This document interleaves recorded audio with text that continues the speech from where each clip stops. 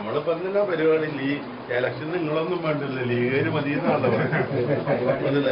അത് പ്രത്യേകിച്ച് പറയുന്നത് മറ്റേ ബഷീറാണ്, ഒന്നാം തരം വർഗീയവാദി. മുസ്ലിം ലീഗിനെതിരെ ആര്യാടൻ മുഹമ്മദ് നടത്തുന്ന ആരോപണങ്ങൾ ഇതാദ്യത്തേതല്ല.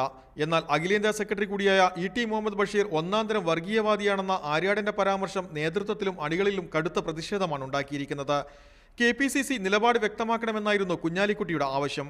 ഉടൻ നിലപാട് വ്യക്തമാക്കി ചെന്നിത്തല. എന്നാൽ ഇവിടം കൊണ്ട് അവസാനിക്കുന്നില്ല. തെരഞ്ഞെടുപ്പ് അടുത്തതോടെ പ്രശ്നങ്ങൾ കൂടുതൽ വഷളാകാതിരിക്കാൻ ഇരു പാർട്ടി നേതൃത്വങ്ങളും തീരുമാനിച്ചേക്കും.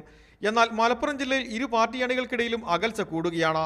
നേരത്തെ നടന്ന പല തെരഞ്ഞെടുപ്പുകളിലും തങ്ങളുടെ സ്ഥാനാർത്ഥികളെ കോൺഗ്രസ് കാലുവാരിയതായി മുസ്ലിം ലീഗ് പരാതിപ്പെട്ടിരുന്നു. വരാൻ പോകുന്ന ലോക്സഭാ തെരഞ്ഞെടുപ്പിലും ഇത് ആവർത്തിക്കുമെന്ന് ലീഗ് ഭയപ്പെടുന്നുണ്ട്. ഇത് മുന്നിൽ കണ്ടാണ് കോൺഗ്രസ് സ്ഥാനാർത്ഥികളുടെ വിജയത്തിന് പിന്നിൽ പ്രവർത്തിച്ചത് മുസ്ലിം ലീഗാണെന്ന് PK കുഞ്ഞാലിക്കുട്ടിയും KPA മജീദും ആവർത്തിച്ച് പറഞ്ഞത്. തങ്ങളെ കാലുവാരിയാൽ തിരിച്ചടിക്കുമെന്ന മുന്നറിയിപ്പാണ് ഈ പ്രസ്താവന. ET മുഹമ്മദ് ബഷീറിനെതിരെയുള്ള നീക്കം ആസൂത്രിതമാണെന്നാണ് ലീഗ് പ്രവർത്തകർ കരുതുന്നത്. 5ാം മന്ത്രി സ്ഥാനം ഉൾപ്പെടെയുള്ള വിഷയങ്ങളിൽ കടുത്ത നിലപാടെടുത്തതാണ് ഇതിന് കാരണം.